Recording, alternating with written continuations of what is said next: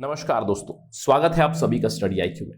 आज हम लोग एक बहुत ही दिलचस्प इकोनॉमी बेस्ड चर्चा करने वाले हैं। हम लोग बात करने वाले अबाउट इनफॉर्मल इकोनॉमी। आप यहाँ पे देख सकते हो खबर कि in the last 3 years the informal economy may be down to 15 to 20% from 52% financial year 2018 में 52% इनफॉर्मल इकोनॉमी थी, जो अभी 15 to 20% है, ये कहा जा रहा है बाय द एसबीआई रिपोर्ट। तो हमारा इस पर्टिकुलर डिस्कशन में एजेंडा क्या रहेगा, हम लोग इस एसबीआई रिपोर्ट के बारे में बात करेंगे। ये किस तरह से इनफॉर्मल इकोनॉमी को डिफाइन करते हैं उसके बारे में देखेंगे। और इन नंबर से ऑलरेडी शायद आप कंफ्यूज हो गए, स्पेशली अगर आप एग्जाम की प्रिपरेशन कर रहे हैं, अगर आप एस्पिरेंट हैं तो आप सोच रहे होंगे कि हाउ इज इट पॉसिबल कि इनफॉर्मल इकोनॉमी में ये कह रहा है कि 52% से 15 to 20% डाउन हुआ है, जबकि मैं तो जानता हूं कि इंडियन इकोनॉमी में 90% से भी ज्यादा इनफॉर्मल एम्प्लॉयमेंट ही है। उसका भी डिफरेंस आपको पता चलेगा। हम लोग अंत में ये भी बात करेंगे कि क्या ट्रूली इंडियन इकोनॉमी फॉर्मलाइज हो रही है। अगर ट्रूली हो रही है तो उसके पैरामीटर्स क्या होंगे, उसके ऊपर भी हमारी चर्चा चलेगी। तो काफी इंटरेस्टिंग इन्फॉर्मेशन आपको मिलेगी। To get all that information मेरे साथ बने रहिए स्टडी आईक्यू पर। मैं हूं आपका दोस्त राहुल साईगांवकर। आप मुझे फॉलो कर सकते हो @RahulSai222ID। इसके अलावा अगर आप प्रिपरेशन कर रहे हैं कॉम्पिटिटिव एग्जाम्स की, here is a list of the programmes. और ध्यान रखिएगा कि हमारा सबसे बड़ा डिस्काउंट चल रहा है साल का। It is only valid till 8 November 2021। Use the code दिवाली30 to get 30% extra discount on all the courses. चलिए चर्चा शुरू करते हैं और बात करते हैं what we are going to discuss. We are going to discuss about this particular report. State Bank of India की एक रिसर्च हुई, उस रिपोर्ट का नाम है इको रैप। इस इको रैप में इन्होंने बताया है share of informal economy may have shrunk to no more than 20%, 15 to 20% ये लोग बता रहे हैं, from 52% in financial year 18। Right, अब जैसे ही आप ये पढ़ोगे तो आपको एक चीज समझनी है, हम लोग यहाँ पे क्या बात कर रहे हैं। देखिए, इंडिया में हम ऑलरेडी जानते हैं कि लार्ज इनफॉर्मल इकोनॉमी है, यानी कि जो पैसों की ट्रांजैक्शन होती है वो इनफॉर्मली होती है। और इंडिया में हम लोग जानते हैं कि 93% जो टोटल वर्कफोर्स है वो according to NSSO 2014 they are in the informal sector itself. तो आपको ध्यान रखना है, here I am not going to talk purely about employment. मैं ये नहीं कह रहा हूं कि इंडिया में इनफॉर्मल एम्प्लॉयमेंट कम हुआ है। प्लीज ध्यान रखिएगा, इंडिया में इनफॉर्मल एम्प्लॉयमेंट अभी भी बहुत ज्यादा है, लेकिन इनफॉर्मल जो एम्प्लॉयमेंट है, इनफॉर्मल जो सेक्टर है, उससे जो ट्रांजैक्शन होते हैं, यानी कि पैसों की जो ट्रांजैक्शन होती है, वो अभी फॉर्मल होने लगी है।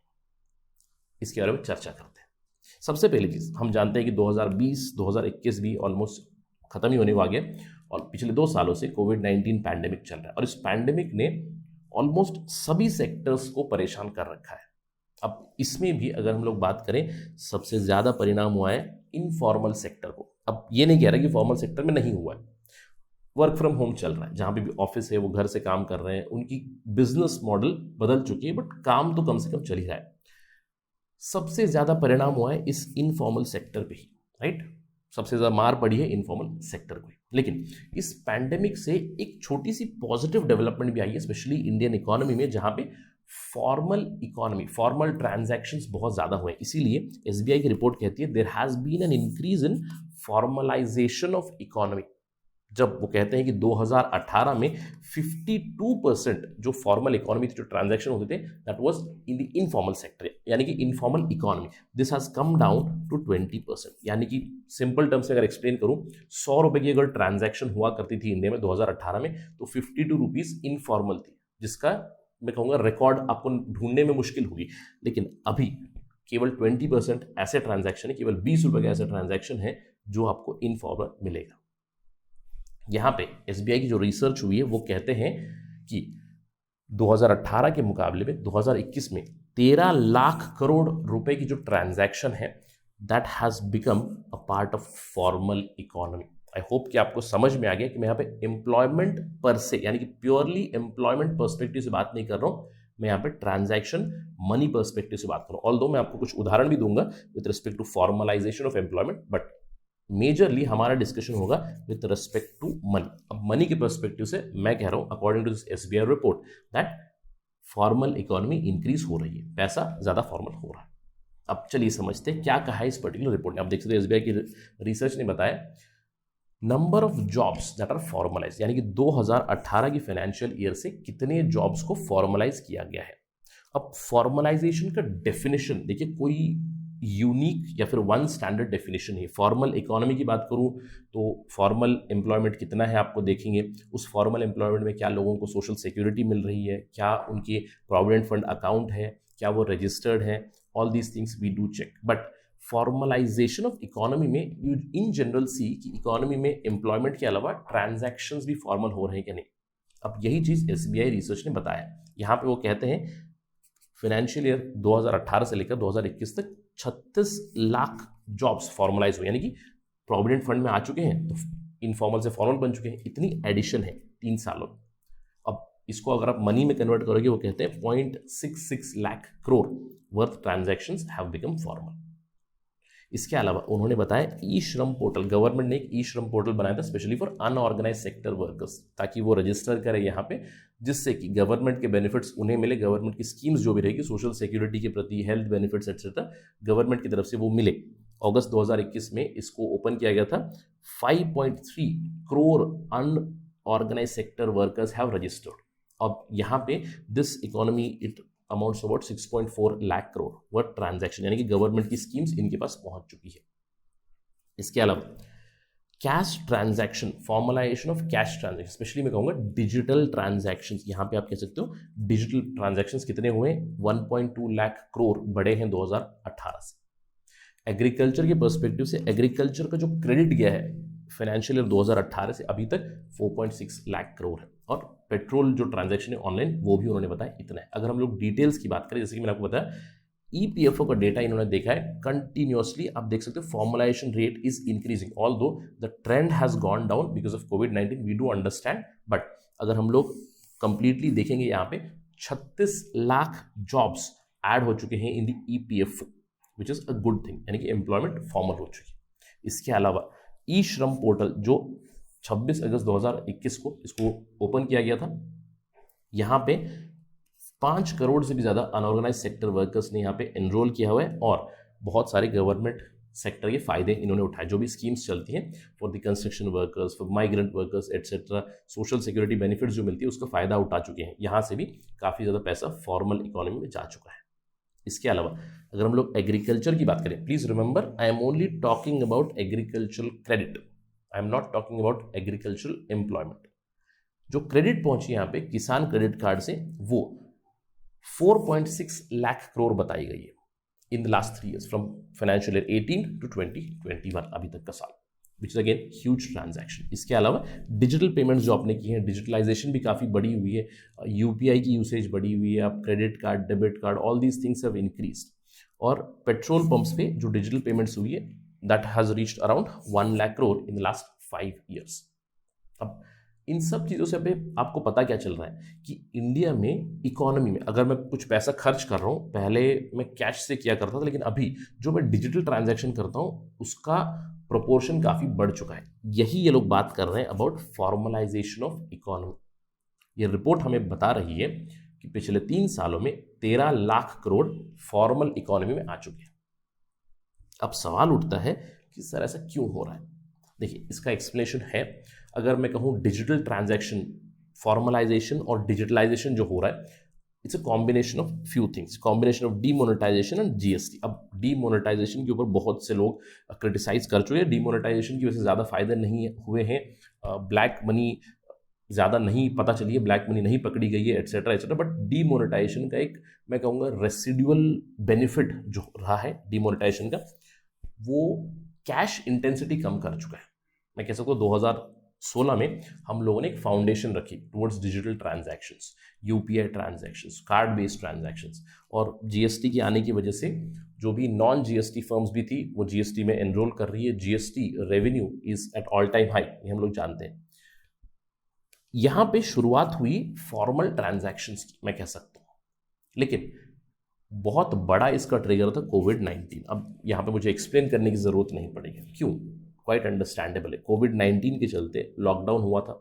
अब अगर लॉकडाउन हुआ है, most of the people they preferred digital transactions, क्योंकि मैं कैश नहीं टच करूंगा, आपको सोशल डिस्टेंसिंग मेंटेन करनी है।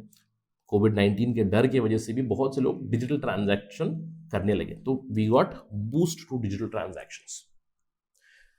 इसके अलावा गवर्नमेंट की कुछ स्कीम्स भी है, जैसे कि ई श्रम, EPFO एटसेट्रा, इन्होंने भी कंट्रीब्यूट जरूर किया है towards formalisation of economy more and more, right. तो ये रिपोर्ट कहती है कि 13 लाख करोड़ अभी फॉर्मल इकोनॉमी में आ चुका है इन लास्ट 3 ईयर्स। लेकिन सवाल ये उठता है, क्या इंडिया में ट्रूली फॉर्मलाइजेशन हो रहा है? क्योंकि अगर हम लोग बात करें EPFO के नंबर, ई श्रम के नंबर्स, ये इंक्रीज हो रहे हैं, लेकिन इस पर्टिकुलर रिपोर्ट के ऊपर अगर हम लोग ध्यान देंगे तो इस रिपोर्ट में से 2 बड़े सेक्टर्स, एग्रीकल्चर और MSME, कंप्लीटली आउट है।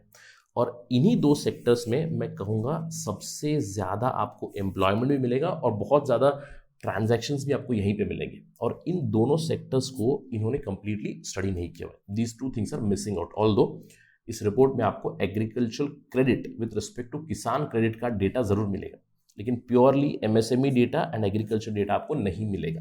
तो इससे हम लोग ये नहीं कह सकते कि ट्रूली फॉर्मलाइज हो रहा है। बट प्लीज डू अंडरस्टैंड, जो दिशा है हमारी, इट इज राइट। क्यों?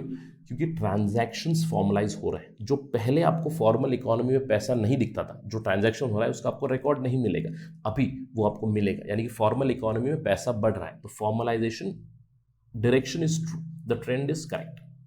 इसके अलावा अगर हम लोग देखें, ट्रूली अगर फॉर्मलाइजेशन हो रही है इकोनॉमी की, तो उसका एक बहुत अच्छा इंडिकेटर होता है टैक्स टू GDP रेशियो। अब ये तो काफ़ी अंडरस्टैंडेबल सी बात है। अगर मैं कहूँगा कि हमारी इकोनॉमी में फॉर्मलाइजेशन हो रही है, तो बहुत से लोग टैक्स भर रहे हैं, बहुत से ज़्यादा टैक्स पेयर्स ज्वाइन हो चुके हैं, specially direct tax payers etcetera, right. तो टैक्स टू GDP रेशियो बढ़ना चाहिए। लेकिन इसी समय पे अगर हम लोग बात करें तो टैक्स टू GDP रेशियो उसी स्तर पे नहीं बढ़ा है, केवल 16.5 से 17.5 तक पहुंचा है, which is in general trend of growth. क्योंकि हम लोग जब भी GDP ग्रोथ की बात करते हैं तो this also does make sense कि ये भी ग्रो हो रहा है, टैक्स रेवेन्यूज भी कंटिन्यूसली ग्रो हो रहे हैं। लेकिन यहाँ पे डिस्कशन ये चल रही है कि जिस स्तर पे फॉर्मलाइजेशन ऑफ इकोनॉमी की बात की गई, उसी स्तर पे टैक्स टू GDP रेट नहीं बढ़ा, टैक्स टू GDP रेशियो नहीं बढ़ रहा। अब ये रिपोर्ट भी यही हाईलाइट करती है, it does understand, that means there are some lacunae in the report. True formalisation क्या होगी?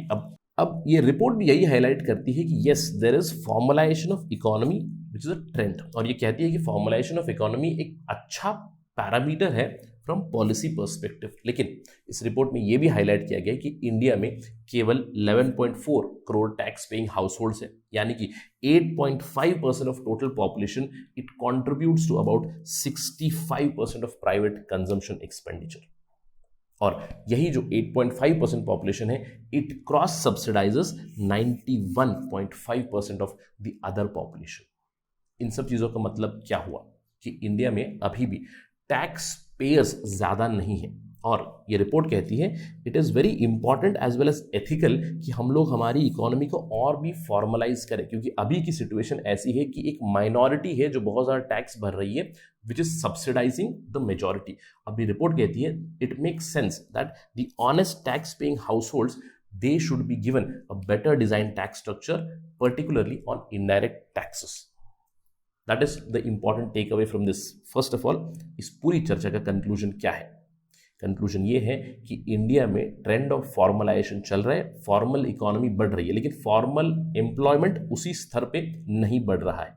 और दूसरी चीज ये है कि tax payers in India are very less and they are cross subsidising a large percentage of population. That is why we need a better taxation structure, particularly in indirect taxation. That is the understanding from this report. I hope this was helpful for you.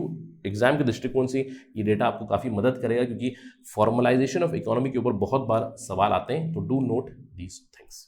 That is it from my side in this lecture. Till we meet next time. Thank you for watching. Jai Hind.